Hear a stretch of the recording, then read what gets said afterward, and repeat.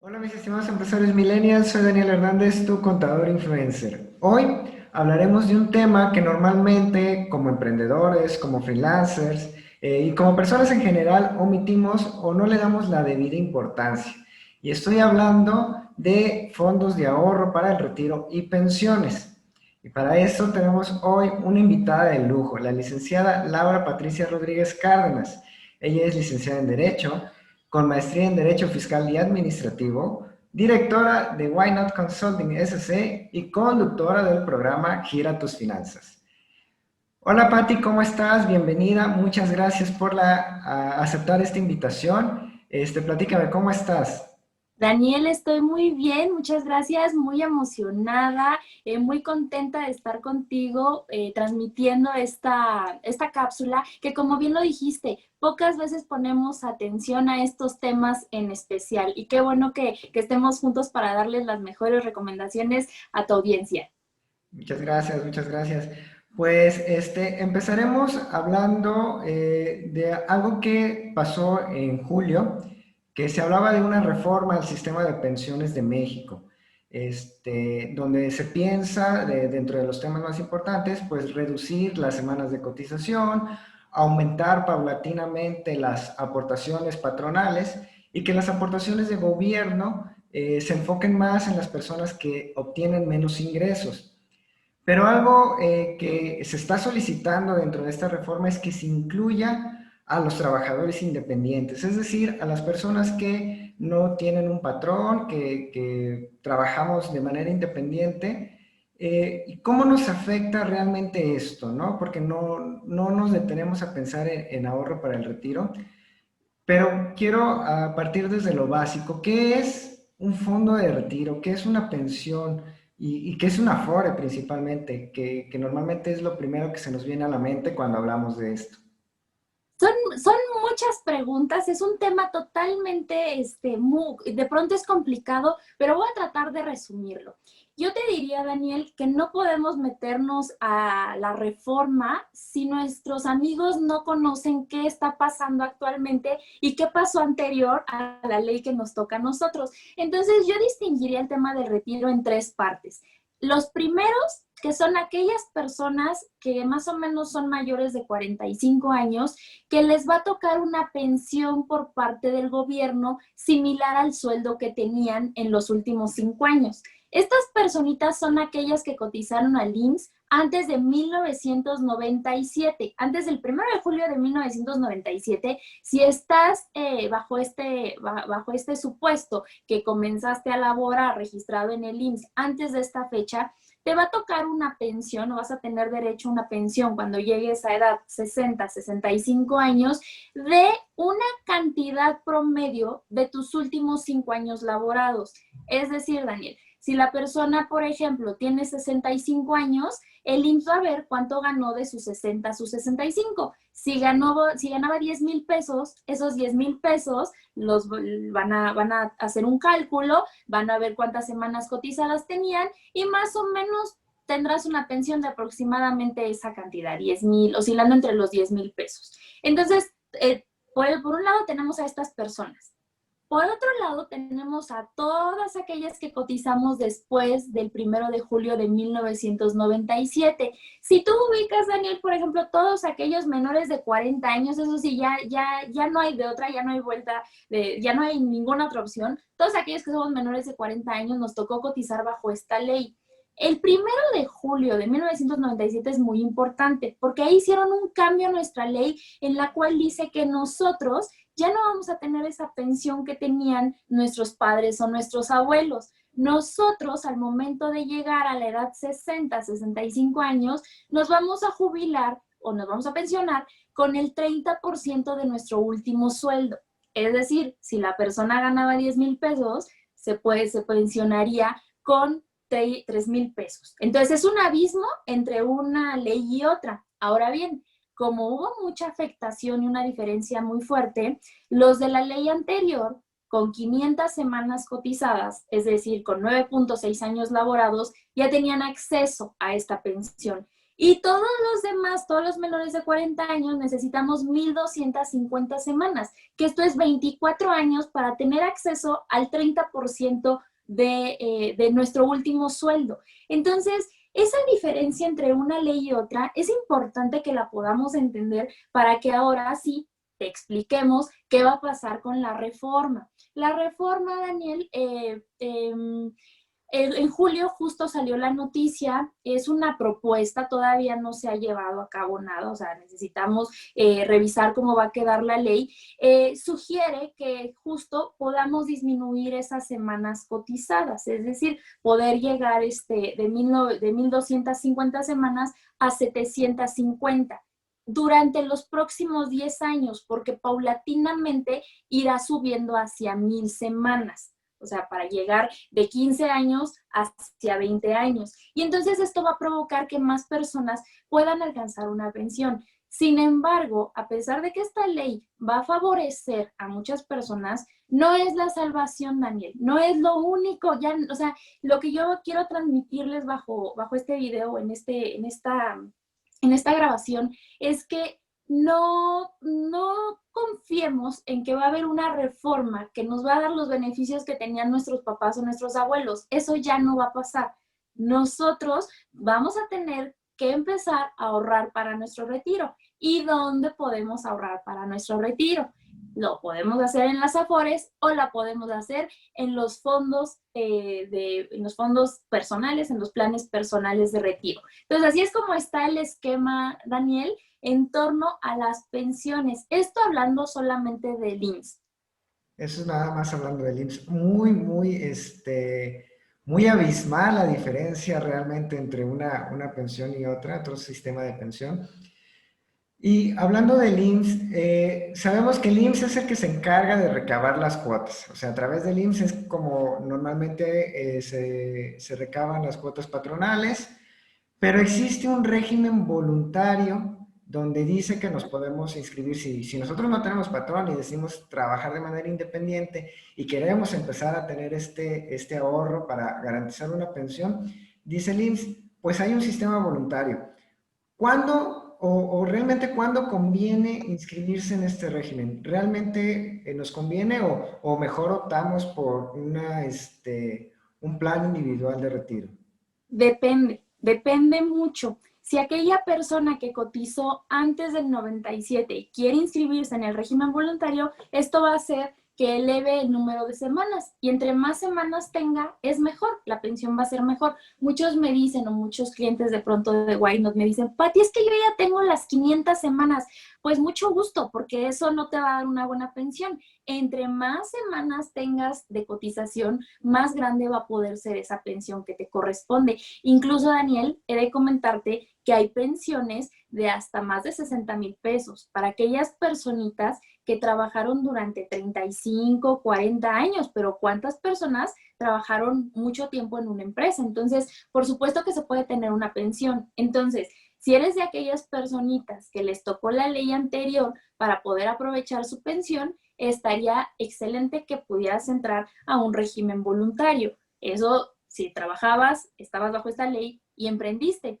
Pero si no, si eres de los míos, si eres de todos los que somos menores de 40 años, pues yo te diría que el hecho de que tú te inscribas a este régimen voluntario también podría solicitar el apoyo de la seguridad, el tema médico. O sea, podría solicitar esta parte porque muchos emprendedores van por la vida sin un plan médico, sin una protección de este tipo. Entonces, yo lo recomendaría. Sin embargo, pues de aquí a que llegamos a los 25 años laborados o a los 20 años o a los 15, bueno, si ya estás más para allá, más hacia los 40, 50, posiblemente si hay la reforma a la pensión, te alcance para poder tener ese ingreso, ¿no? Que la ley nos otorga. Pero si no, yo te diría, si has emprendido durante mucho tiempo, no es tu idea estar trabajando dentro de una empresa, pues lejos de poder tener estas aportaciones directamente al IMSS, pudieras mejor canalizar ese ahorro ya sea en tu Afore o en un plan personal de retiro. Hablando de planes personales de retiro, hay una cuestión que a veces nosotros no conocemos, ¿no? Los emprendedores no sabemos que Un plan de ahorro para el retiro, si lo contratamos de manera individual, podría ser deducible de impuestos, o sea, podemos deducir hasta el 10% más o menos, y en la declaración anual ya nos hacen la devolución de este saldo y con este mismo saldo podríamos pagar la siguiente parte de nuestro plan de retiro. Entonces, de alguna manera nos incentiva a seguir haciendo esta cuestión de ahorrar para el retiro, pero normalmente no lo sabemos. ¿Qué opciones tenemos para, como emprendedores? Ya nos platicabas del régimen voluntario del IMSS, que podríamos optarlo por la cuestión de salud, pero que igual podríamos hacer estas aportaciones a la FORE o al plan individual, ¿no? ¿Cuál es la diferencia y cuáles son esta variedad de opciones que tenemos para el retiro? Mira, los planes personales de retiro son ahorros que, como su nombre lo dice, va enfocado para nuestro retiro. No es que el día de hoy estés ahorrando dinero y en 2 añitos que te dieron ganas de irte de viaje puedas sacar ese dinero y vámonos. No, así no funciona. Es para aquellas personas que estén ya interesadas en poder ahorrar para el retiro. Entonces, existen diversos planes en el sector financiero. Por ejemplo, podemos ahorrar, podemos tener nuestro plan de retiro en el Afore, en casas de bolsa o en aseguradoras. Esas son como las 3 opciones. Y de ahí, bueno, se derivan muchísimos productos. Hay que ver cuál se adecua más a nuestras necesidades. Porque, ¿qué crees, Daniel? En este tipo de planes, como van a muchos años, hay algunas instituciones que nos dan la posibilidad de ahorrar el dinero en dólar o en UDIs. Entonces, imagínate aquella personita que lleva 5 años ahorrando en dólares para su retiro.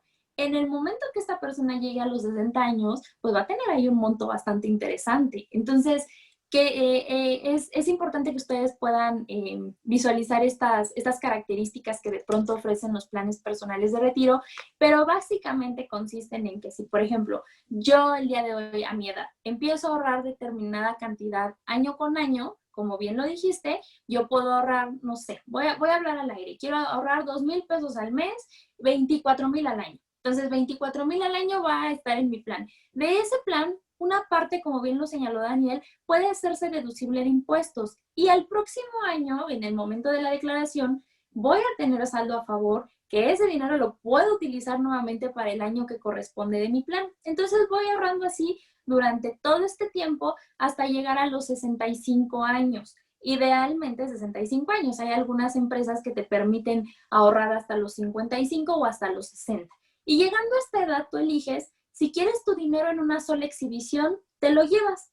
Pero, o si no, poder optar por una pensión vitalicia. Es decir, si yo de pronto digo, ¿sabes qué? No, yo no quiero mi dinero en una sola exhibición, yo ya necesito un ingreso mensual seguro, bueno, pues opto por mi ingreso mensual y así es como podríamos realizar un plan personal de retiro o plan personal de pensión, también se le conoce así, de manera propia. Y entonces yo les comento a las personas, si no quieren el régimen voluntario porque consideran que no van a llegar a las 1,250 semanas cotizadas, ármate un plan personal de retiro, ese es tuyo, es el gobierno, no mete mano, ese es tuyo, tú solito, incluso de pronto si te llega el aguinaldo y tienes por ahí 10,000 pesos, lo puedes meter adicional a tu plan de retiro, ese sí lo puedes tocar, pero sí necesitas estructurar una base la cual no toques hasta tu retiro. Entonces, yo lo recomiendo mucho, es un excelente mecanismo y si bueno, para nuestros amigos emprendedores, si de pronto dices, bueno, ¿y qué hago con el tema de mi salud?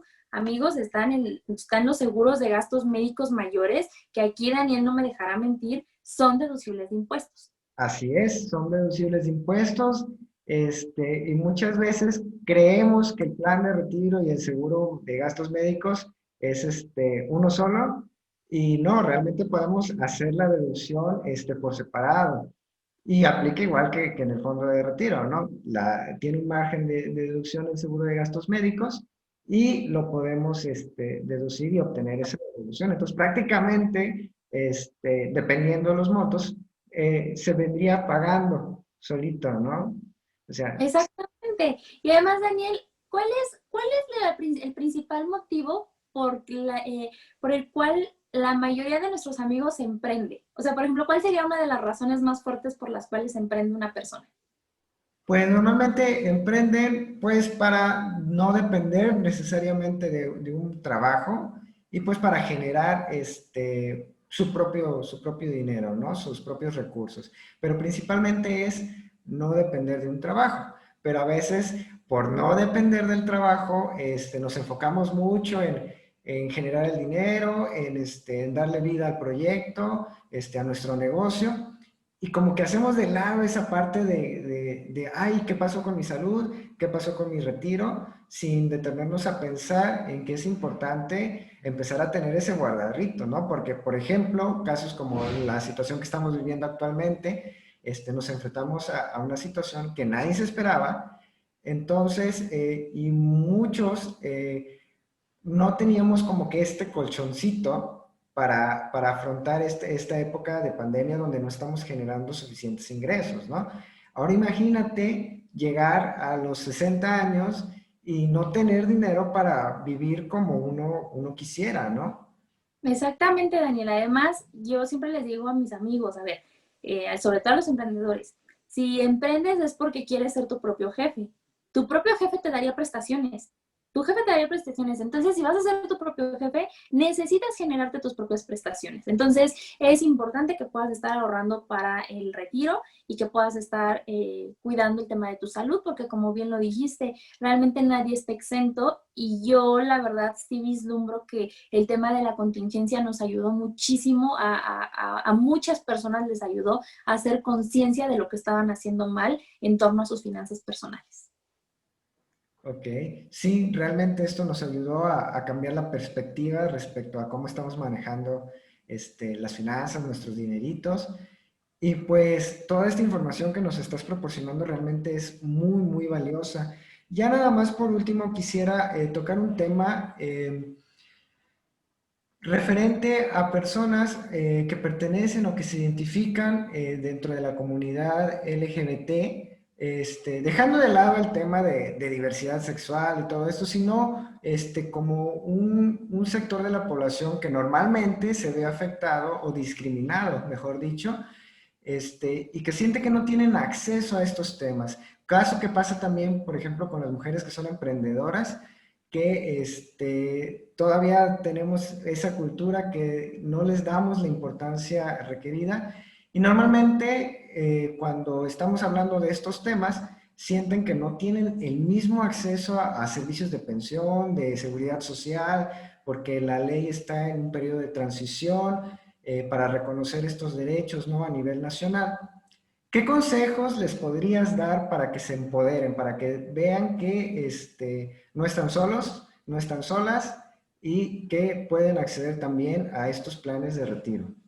Claro, Daniel, mira, de entrada yo les diría que estos temas son para todos, o sea, sin importar la condición, sin importar si soy ama de casa o soy mujer emprendedora o el tema de la preferencia sexual, esto es para todos. Y yo sí les recomiendo que podamos hacer todos algo en lo individual. Te voy a poner un ejemplo, Daniel. Muchas veces, por ejemplo, sobre todo mujeres que se dedican al hogar, que bueno, la verdad es que ahorita ya lo pudimos ver con el tema de la contingencia, qué labor tan grande hacen, o sea, qué cúmulo de cosas dentro del hogar hay y realmente ese trabajo como tal no es valorado. Entonces yo cuando me topo con personitas de que están bajo estas condiciones, yo sí les comento, es importante que hagas algo por ti, habla con tu marido y que se puedan generar también para ti un tema de un ahorro, ¿no? Un ahorro personal. Lo mismo para todos